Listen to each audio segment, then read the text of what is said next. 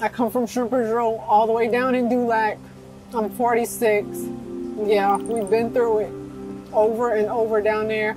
And with Hurricane Rita and Katrina, we had no choice but to move back this way because of the water. The flooding was really bad.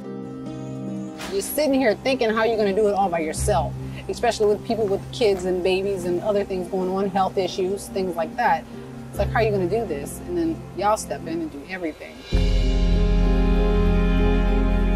It helps a lot when y'all come out and y'all able to move stuff I can't move.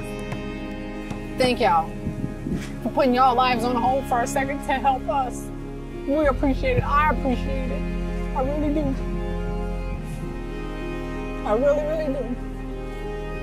Because we know y'all have families, and with y'all volunteering just to give up everything y'all have at home to come give us a hand, it's really appreciated. Thank y'all.